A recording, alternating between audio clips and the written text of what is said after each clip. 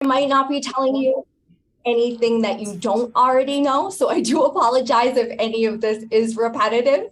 But basically what it is today is we're here to give you some tips on how to budget, setting savings goals for yourself, ways to pay off debt, and just to give you some added resources to help you with your financial goals in the future. So again, it might not be anything you don't already know, but we hope that you do gain something out of today. And what I'm going to start the presentation off by is the poll questions that I've sent over to Shruti. So Shruti, if you don't mind, the first one, which would be, do you currently have a budget established?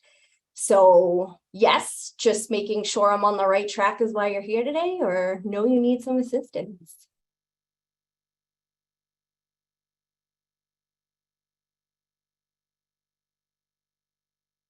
Great. Okay. Great. We have lots of no's.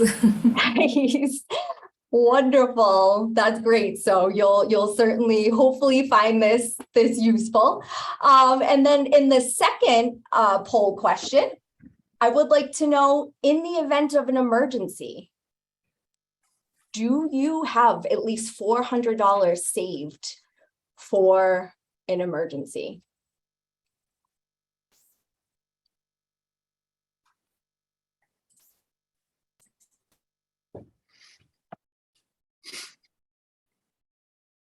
Wow, 100%. Woohoo! That's great. So you may want to, just block your ears as I'm on that section of the overview here. But that's so wonderful to see, because right before the pandemic, and we need to get updated statistics, but there were so many consumers that didn't have at least $400 set aside in the event of an emergency. And all too often that is very common, no matter where you go. So this money management overview has been pretty well received, just to help, and especially with the pandemic and just the status of where we're all at now while we're at the end of that. So hoping that a lot of this will give you some tips, some tools. And again, any questions that you have, please be sure to put them in the chat and we'll get to them at the end of the overview. So without further ado, I am going to dive right in. Hi, Liam. This is Samira. I spoke with you regarding the residue on my husband's vehicle upgrade. Okay. I just ask that everyone I will start the payment for that, but who are you? Thank you. All righty. So let's get into how to master your money. So when it comes to mastering the art of a budget, there are 5 essential items to keep in mind. And I'm going to pull them all up first, but I'm going to dive into each one of them here. So set specific goals. So that's number 1. Financial goals are personal goals you set aside for yourself related to finance. And these are going to serve as the foundation .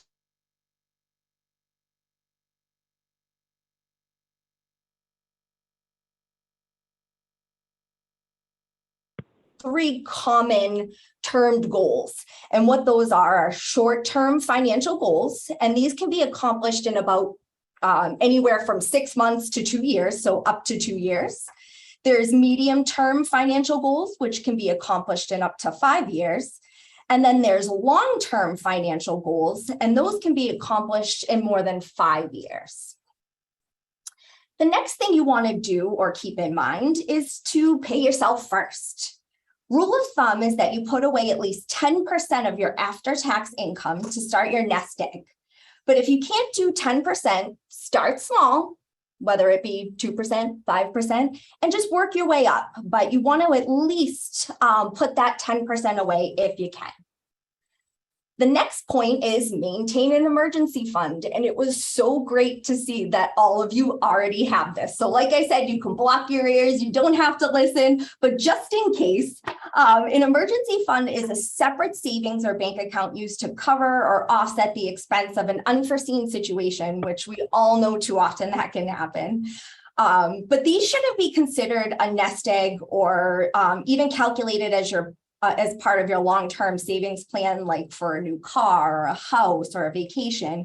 You want to build this emergency savings prior to starting that nest egg in case there's an unforeseen expense that comes your way that you just weren't prepared for.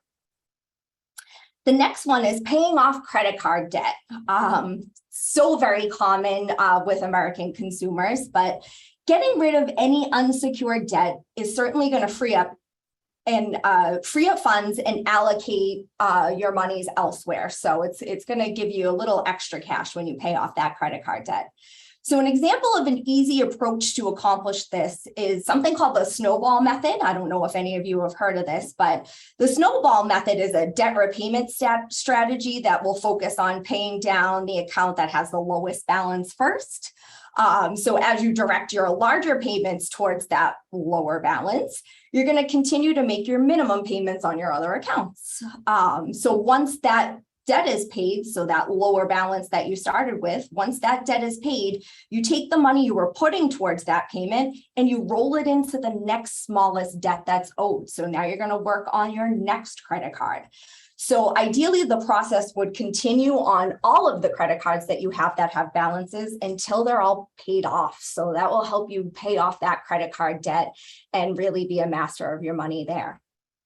And then lastly, taking advantage of any tax deferred investments. So this would be an example of contributing to an employer sponsored plan, such as a 401k or a 403b, or setting up an individual retirement account to plan for the future. If you can at least put something aside towards your future, you're certainly going to be in a much better position going forward.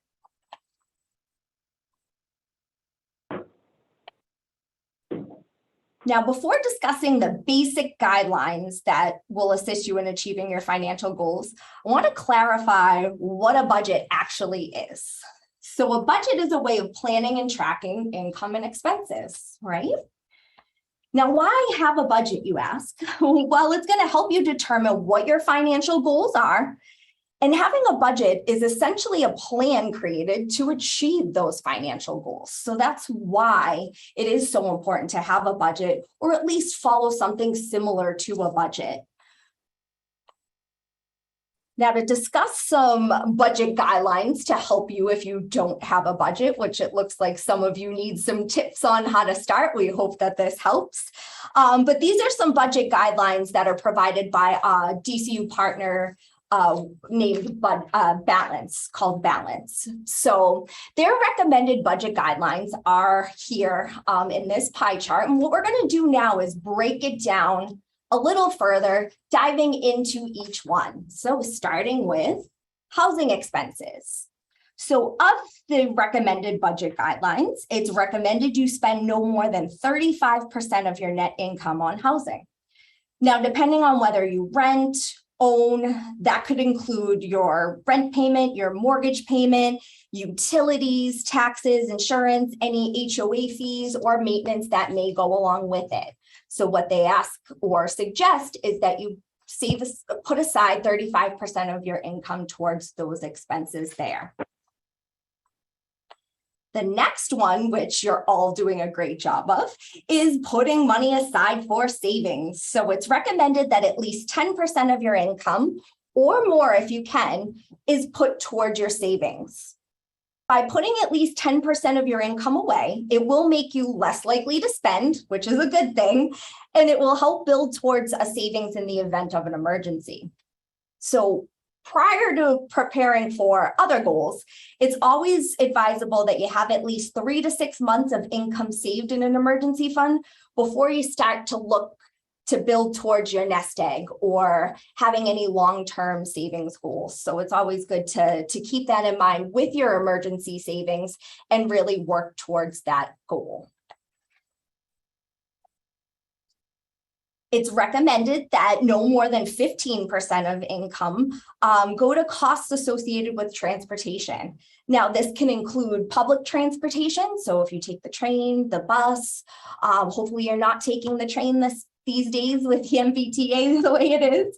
But it also too will include car payments. And so if you have an auto loan for your vehicle, if you do have a vehicle, then you're also going to have insurance costs, registration costs, license fees, maintenance to that vehicle, parking if there is, but especially gas. And if we all know very well that gas is just up and down these days. It's nice that it's coming down a little bit, but when it went up, it was a big shell shock for everybody. So if we're not putting those funds aside or budgeting for that, we could end up, really feeling that when we go to the pump. So it's always good to take into account, and especially now for inflation, when it comes to these added costs that we have. It's suggested that no more than 15% of your income should be spent on consumer debt. Now, this debt is going to include all kinds of loans, student loans, retail installment loans, credit cards, personal loans, any tax debts, medical debts. This is so important to not only ensure that you have the funds to pay these debts, but it also is going to help determine whether or not you can take on another debt to your budget, especially if your monthly income is staying the same and not increasing. So it's always a good rule of thumb to just take into account what you have for your debts. And whenever it comes to loan and debts, just be sure that when it comes to your income, you never take on more than you can handle, because that's very important and you want to be put in a better situation. Now, lastly, the last amount is 25% for other expenses. So 25% of your net income should be set aside for other expenses that may come up. Now, examples of other expenses could be food, clothing, entertainment, childcare, vacations. Later in the review, we're going to kind of take a little dive into these other expenses and determine whether that expense is a want versus a need, a determination that's really important when it comes to creating a budget. Now, your budget is one of the first steps to a healthy savings account and living within your means. Your income, which is your income, is your net income after deductions, so after taxes are taken out or health insurance, whatever it may be. Your net income is what you're going to take is your income, and you're going to subtract your monthly expenses from that income, and that's when you arrive at the bottom line, what's called your bottom line. So that's going to be the number that you're going to be working with. The bottom line is so important because it provides relevant information for determining how much money you have to work with every month. Knowing this number will assist you in living within your means and avoiding the overspending, which we all can do sometimes. I know I'm guilty of that. Therefore, when you live with the income that you have, and by doing so, you're going to establish a strong financial situation, and it's going to help avoid living paycheck to paycheck, which with the rising cost of everything these days, it's hard not to live paycheck to paycheck. But when you establish that strong living within your means, that strong financial situation, you're certainly going to be in a much better situation. Now, if there are times when that bottom line is positive, that is great. That's super, actually. But what you want to do when your bottom line is positive is you want to save money where you can and put it into your savings account, right? So build towards that emergency savings or even start your nest egg. But if you don't do that, what you could also do when your bottom line is positive is you could allocate that towards a debt and try to eliminate that monthly expense if you have. So sometimes you have the consumer that likes to save, which is great. But if there is a monthly expense that's not really needed, just pay it and get rid of it if you can. So it really just depends on your situation and your preference, but you could either save that if it's positive, or you could allocate it towards a debt. If no debts, that's great. Save. Now, what if it's the opposite? The opposite occurs and your bottom line is negative. This can happen. It can be scary, but before you panic, all you want to do is take a look at your budget. Is there a way to increase your income? So could you pick up some overtime or extra hours, possibly a second job if you had to? But are you also maybe crafty? Could you sell some of your crafts on Etsy? You know, look for every avenue to possibly increase that income. Or what you could do that is easier is, can you decrease your expenses? So ask yourself, what am I paying for every month that I could decrease or eliminate? Are you maybe buying too much coffee out or lunch? Whatever it may be, you want to look at that and see if you can decrease any of those expenses that are coming in.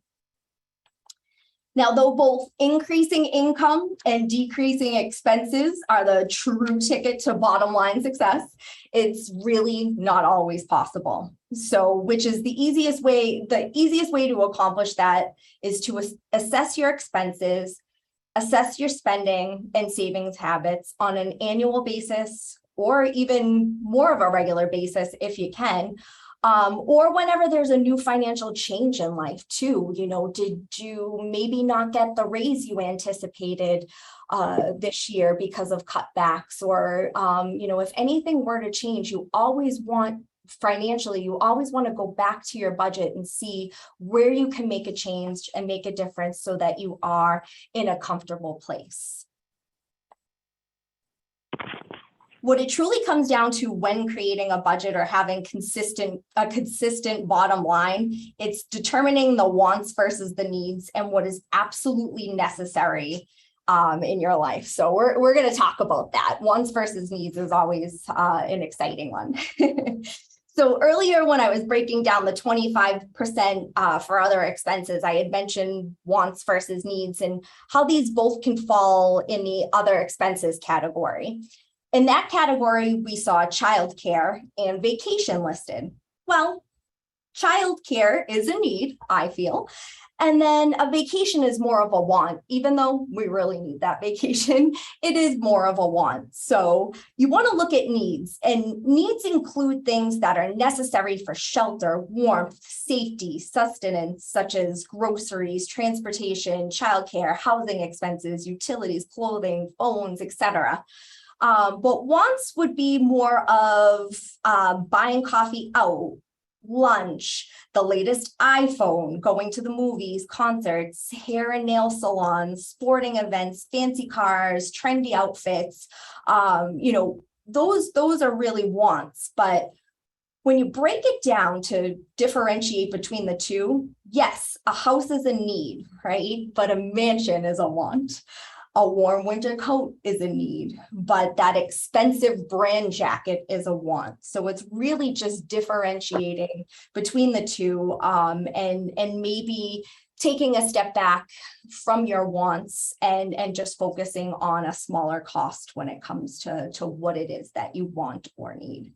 So you want to review these expenses and determine what is absolutely necessary for life. Can you lower or even eliminate an expense to help your budget? You know, I do have some examples here to just kind of share with you today, but I did mention the coffee and the lunch, but coffee at home versus Dunkin' Donuts or Starbucks. I don't know about you, but the cost of coffee drives me insane. It's so expensive, and I can't help the fact that I love to go to Starbucks, but I do have a nice coffee machine at home that would save me lots of money. Lunch from home versus eating out. This could also be something. So can you make your lunch versus ordering when you are at the office? Streaming versus cable channels. These are also very expensive, and everywhere you turn, there's a new streaming channel that will offer more than the last. And then when you add up all the streaming channels, maybe it is worth having cable again. Or can you get away with maybe not having any cable or streaming and using free options that may be available? So it's always something to look at. But it also, I think, is yielding a power.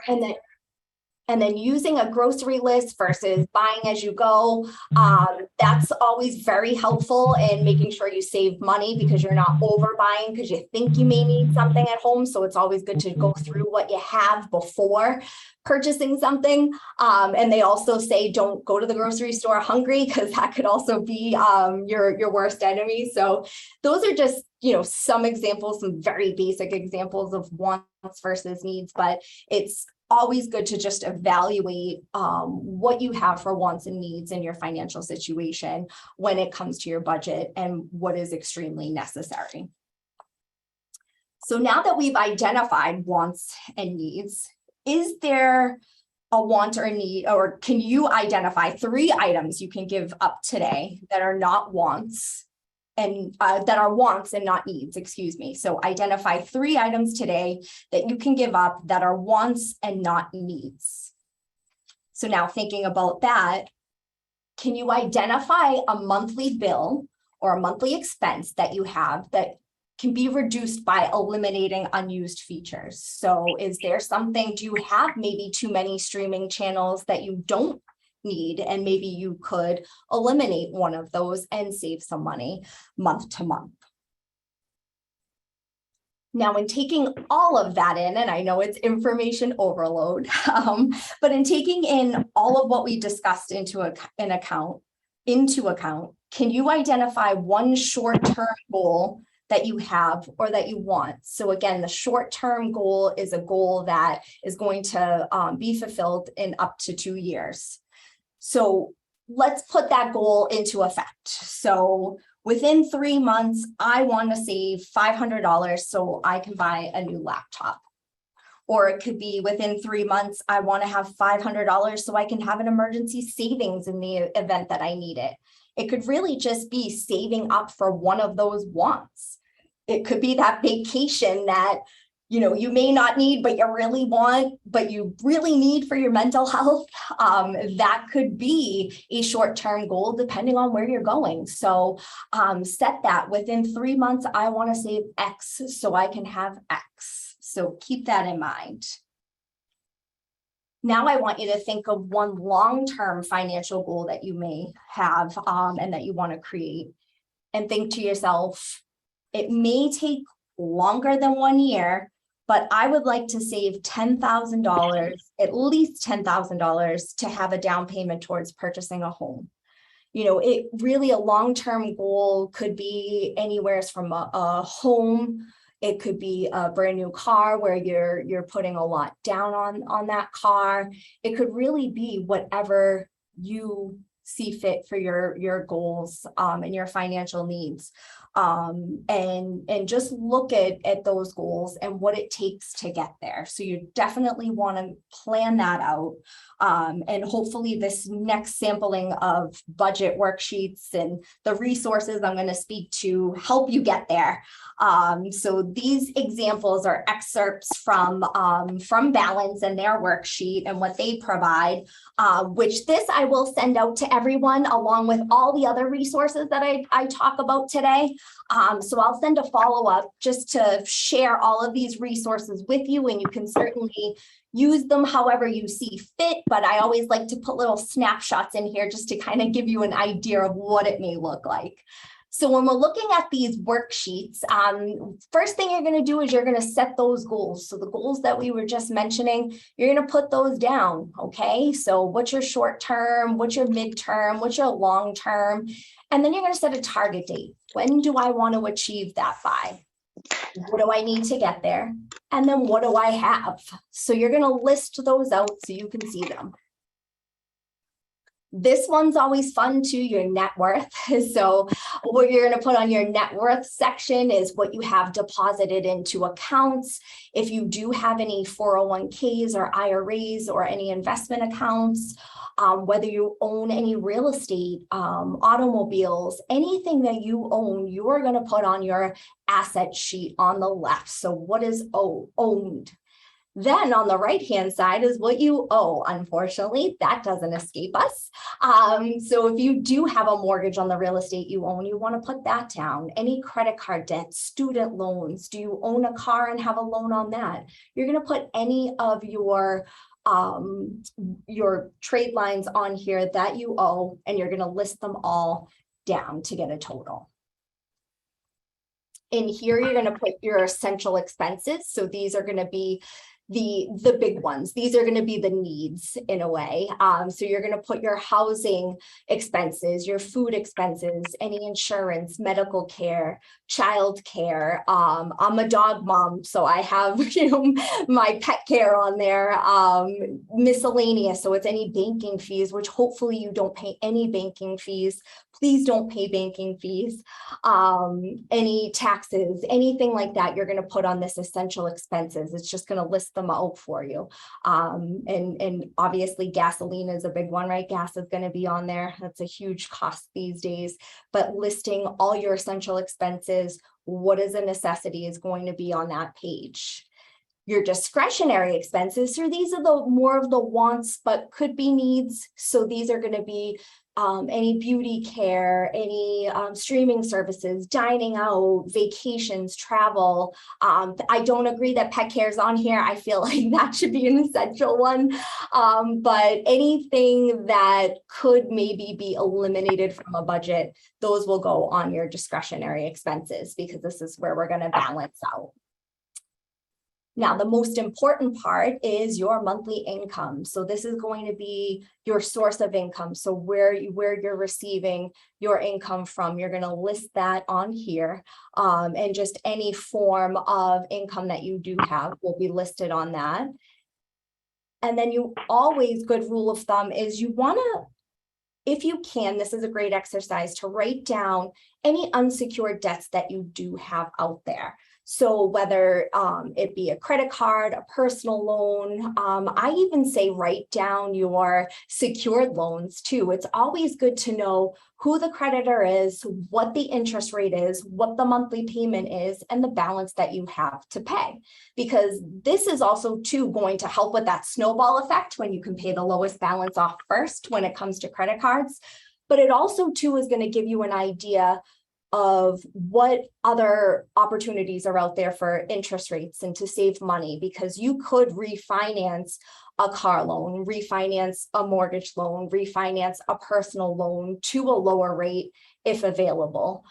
With credit cards, it's a little more difficult. They don't usually reduce a rate. However, there are 0% offers out there which will help save some interest that you could transfer high interest rate credit cards to. So it's always a good rule of thumb to write that down and just kind of have a sense of where you stand, because if you could take advantage of other opportunities to save money, refinancing a debt rather than eliminating it if you can't right away, it's good to just do this exercise just to see where you could save money in the future.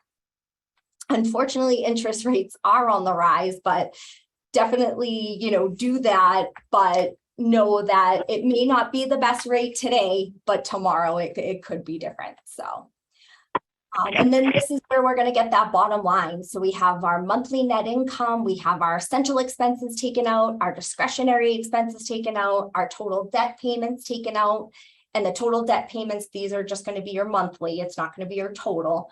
But that's going to give you your balance or your bottom line. So that's where that calculation comes into, and that's where you know whether it's positive, if it's negative, and if it is positive, where you could allocate that extra to, if any, or if it's negative, what we can eliminate or reduce to help bring that positive. So now, just to reiterate, Sorry, I went too fast here. Your spending and savings plan should be reevaluated annually or whenever there is a significant change in your financial wants or needs. It's always good to remember that a budget is simply just a list of priorities, and by adhering to it, you're going to ensure your money spent on things or goals that are most important to you.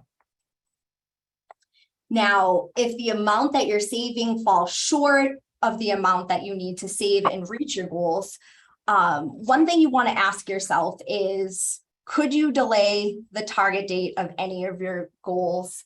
Are you paying yourself first by putting away at least 10% of your after-tax income?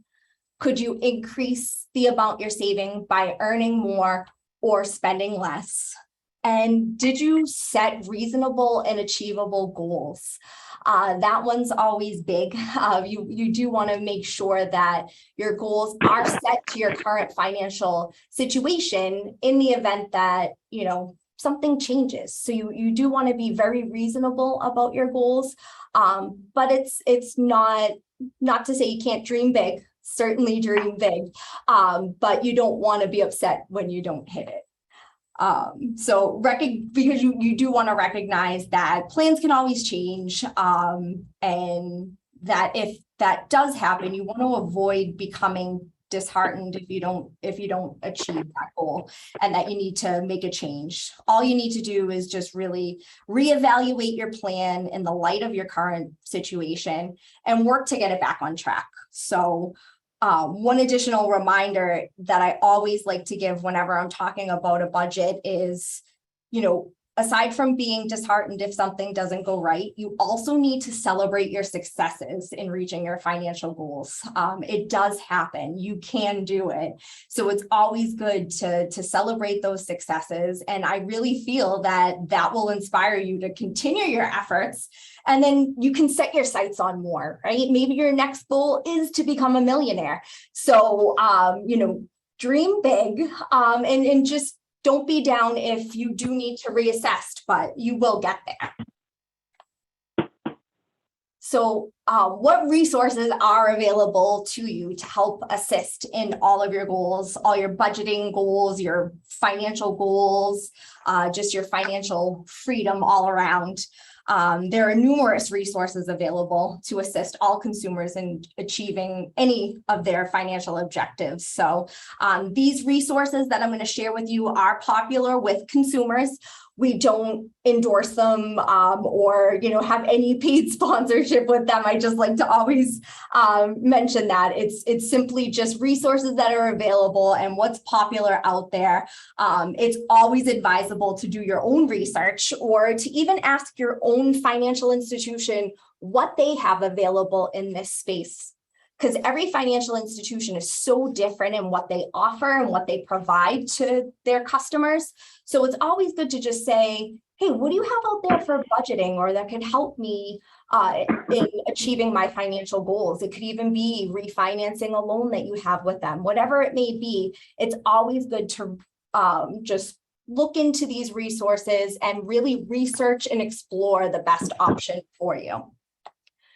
So just to name a few, we have here Balance, which is a nonprofit company, and they're really committed to developing balanced budgets with individuals and families to help them achieve their goal.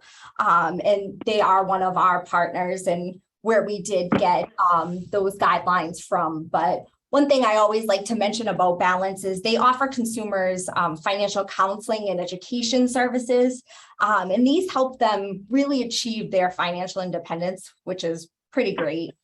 So whether it's reducing a debt, buying a home, retaining a home, or simply just improving their money management skills, they will certainly provide guidance in every step of the way. And some of the listed programs that they have here through the Balance program are really, really great. And I've heard great things about them, but they have debt and budget counseling, credit report review, which is always so important just to see what you have out there and what may be outstanding if there is anything negative, student loan counseling, which is also so important these days. Hopefully we just eliminate all of the student loan debt that's out there. And then there's also home ownership and rental counseling, just to name a few. They do have a lot of resources out there should you need. And then that is their website, should you want to look into anything that they have to offer, but they're pretty great. One other website that I like to promote or talk about as a popular option is NerdWallet. And I don't know if any of you have heard of NerdWallet, but they're a site that provides expert reviews and side-by-side comparisons between different types of accounts, loans, and different tools to help consumers make confident financial decisions when it comes to their big picture, their financial picture. The great thing about NerdWallet is that it will say you're looking for the best savings account with no fees. You'll put in your criteria, and they will give you a list of all kinds of institutions that have a great rate or no fees or both. It's really great when researching a loan to get the best rate. Really, it's a way to get all of your information in one place, and it does the research for you, which is something I always suggest, is to do your research before you take the leap in opening an account, opening a loan, but you really look at what's going to be the best option for you. So they're certainly a great website to check out. Now, when it comes to budgeting, Mint is a really great option. It's a popular option. And what they do is, aside from the spreadsheets that I'll send you that are on paper, they do theirs electronically. So one thing to keep in mind too, you are authorizing that you're giving them your information. So you may want to just explore this option and see if it's right for you. But I do hear it is pretty popular, where they're gonna import your bank accounts, your credit cards, PayPal accounts, whatever it may be, and they're gonna keep track of what's incoming into your accounts and what's outgoing. So it almost does the budgeting for you. It'll tell you where you're spending too much money, where you may want to make a change. So it's a really great option if you're too busy and can't sit and devote the time to your budget, and you need more of that electronic easy option. Mint is certainly a great one. I will say too, they do have some Excel spreadsheets too available for download. So if you wanted that option as well, they do offer that through their website. Similar to NerdWallet, bankrate.com will also provide you with a lot of information on competitive rates and access to informative articles around financial accounts and loans and different things like that. But the one thing I really love about Bankrate, and which I hear great things about, is their calculators. They have financial calculators, this library of financial calculators available to really, finesse your monthly budget, maximize your savings, compare borrowing costs to assist you in achieving your financial goals. If you do want to become a millionaire, I believe they have a calculator for that. So they have a lot of great calculators out there, which will help you with achieving the overall financial goals that you have on your goal setting, and then that will also assist with your budget in achieving those financial goals. And then lastly, because what are loans and savings without credit, right? Credit is oh so important, and it really it plays such a large role in all of our goals when it comes to finances. So it's always good to ensure that you are monitoring your credit. Again, check with your financial institution, as they may offer this type of service, and be sure that it's a free service too.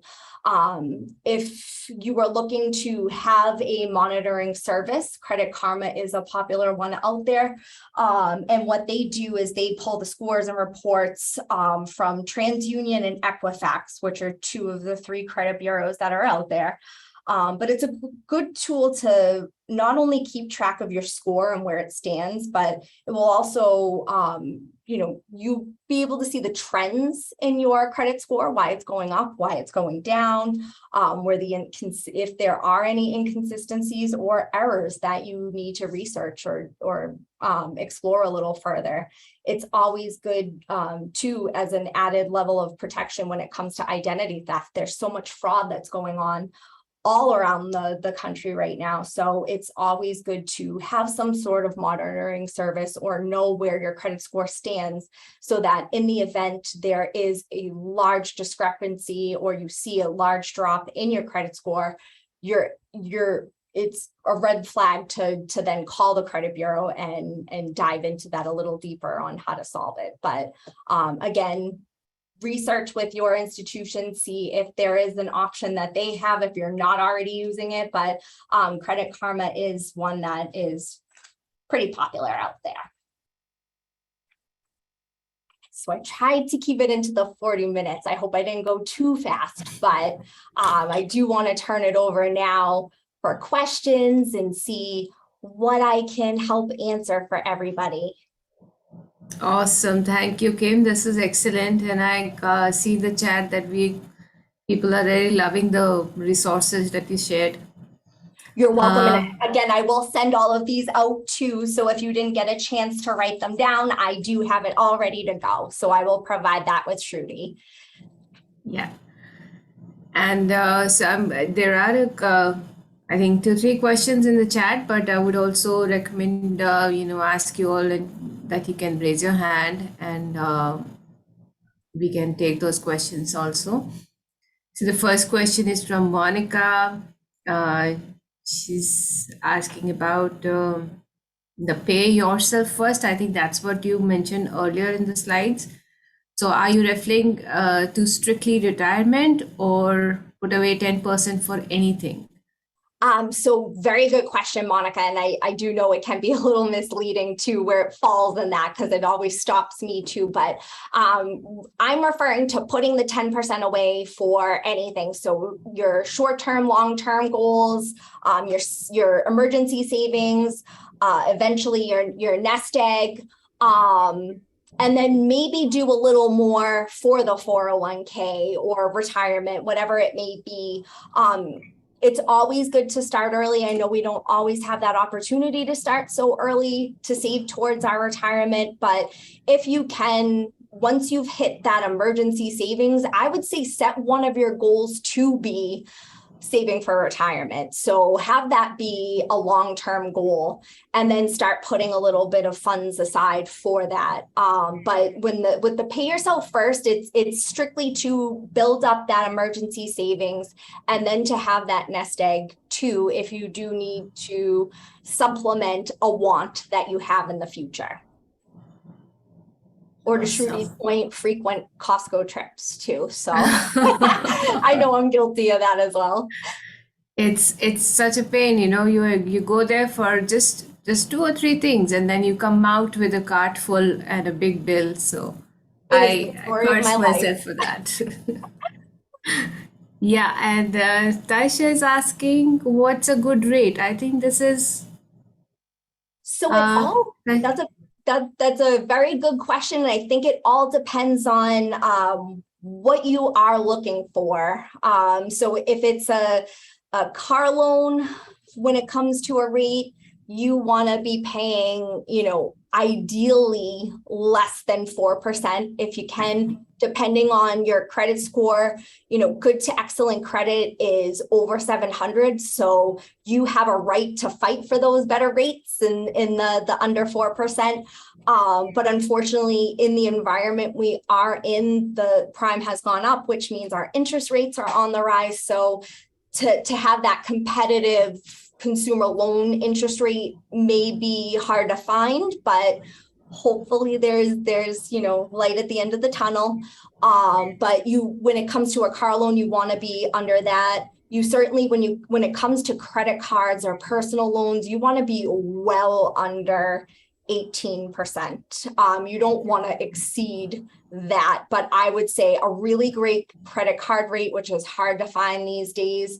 I would say no more than 11% if you are paying interest, because that's the other thing. If you're one that pays off your balance every month when you use a credit card, bravo, that's amazing. You're budgeting the right way. It's also going to help you avoid paying interest. So a really high interest rate won't bother you too much. But unfortunately, there are times when we're not able to pay off that full balance every month. So I always suggest, if you do have a credit card balance on a high rate credit card, that, most of the time they're well over 20%. So you always want to read the fine print. But if you do have a balance on one of those high interest rate credit cards, it's always wise to be sure that you're looking for 0% options that are out there, because you will find out fast that you can pay off that balance very quickly when there isn't an interest rate tied to it. So I would say, look for, with credit cards that you may hold a balance on, look for 11% or less. They are out there. I suggest NerdWallet. Look, you'll want to get competitive low rate credit cards. That would be a good search to put into their engine. But certainly don't look to pay over that 18% when it comes to a credit card or any loan. You really want to be mindful of that. That was a long-winded answer, but please let me know if it didn't answer. No, awesome. Yeah, and the next question is from Kevin, and an excellent question, Kevin. What about when it comes to investing in order to beat inflation? So saving and budgeting is definitely one thing, but what about investing? That's a very good question, and I can't say one that I have a lot of experience in, because I am not licensed in that area. But I would say when it comes to, and I can certainly get you a little more information to Kevin from one of our reps that are in this type of area. But I will say, when it comes to savings accounts, or something that is more of a secured option to, certainly take out the interest. So say, for instance, our savings account, and I'm only talking about, DCU just from experience, but we have a really great savings account where to encourage emergency savings, we have the first $1,000 earn 6.17% annual percentage yield. So what I do, because that rate hasn't changed, it's been that way for a long time. It's great. It's a great rate, and it's a way to maximize,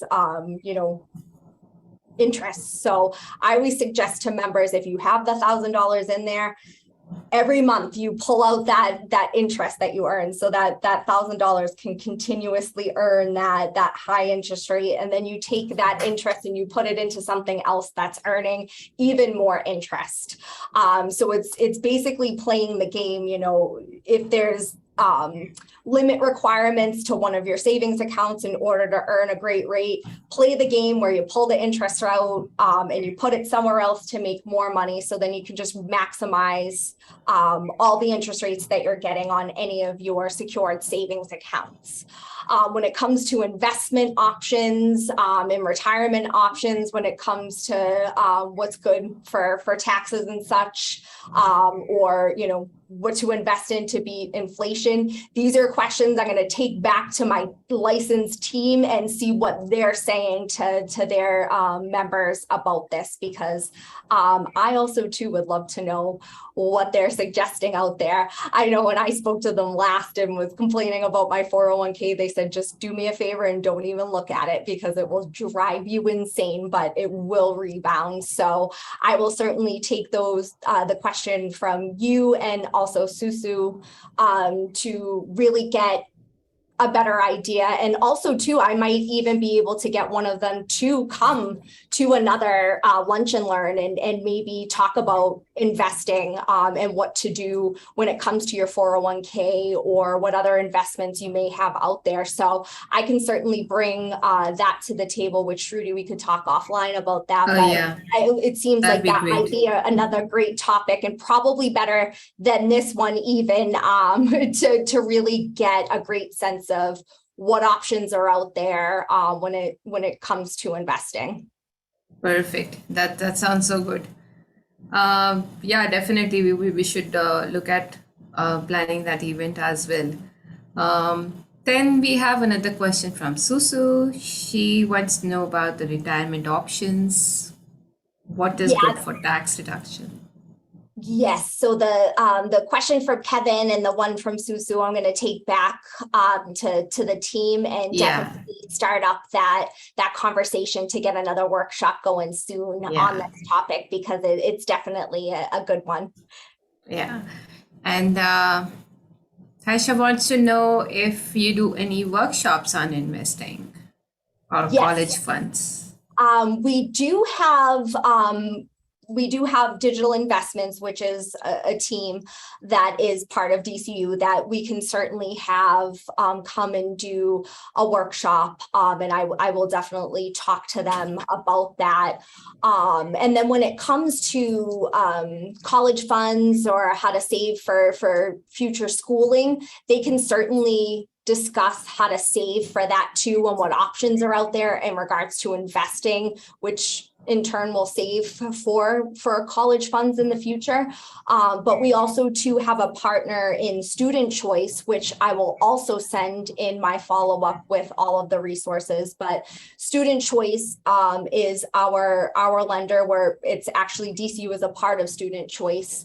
But we have a lot of seminars to help with the entire process when it comes to just learning about student loans, what to look for, what to do. So those could be also additional, how to save. I could send those resources along with, because I feel like there's a lot of value in knowing that content, and it would be of huge resource. So I will also send that in regards to the college aspect and saving for education.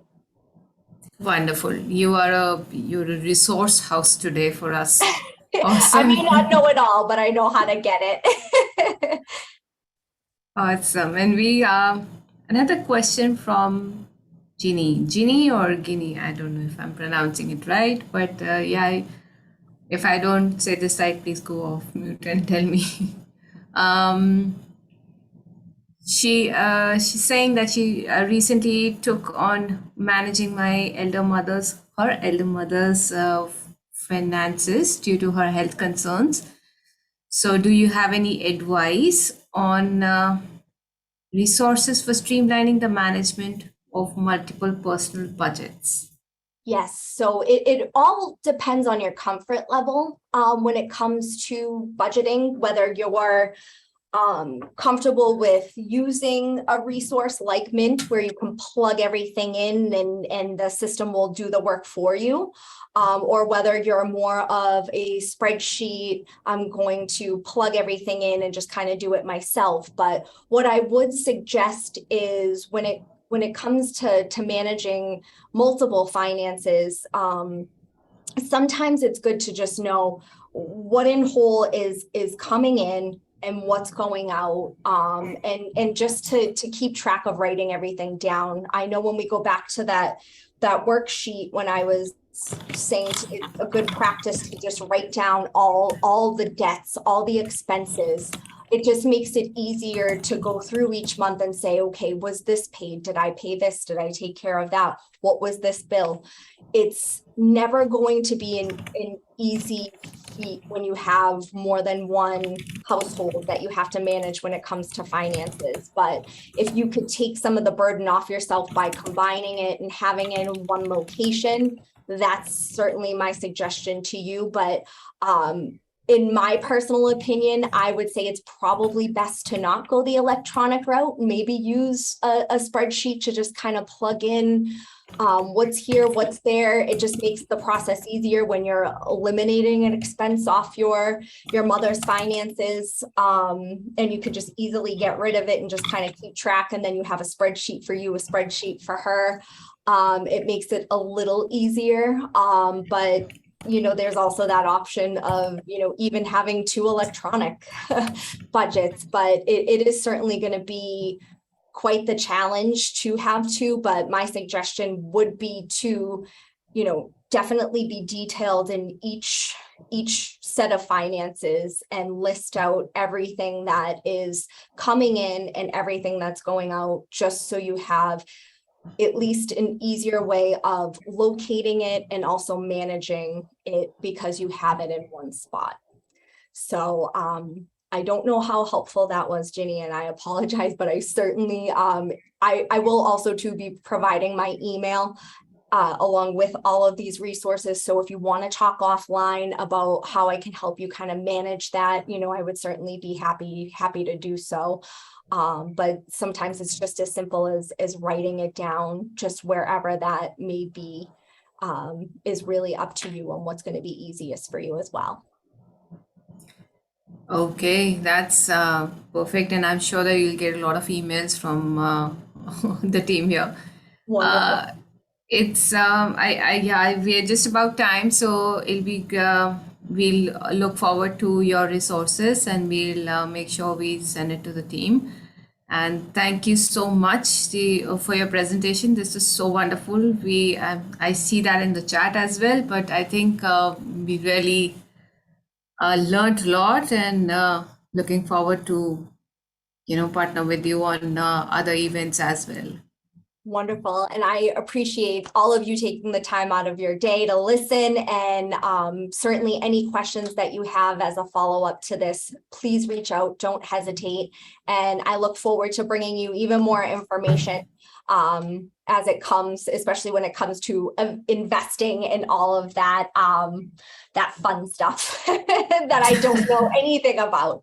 I wouldn't say I don't know anything about it, but just not the expert in it, I guess you should say. Perfect.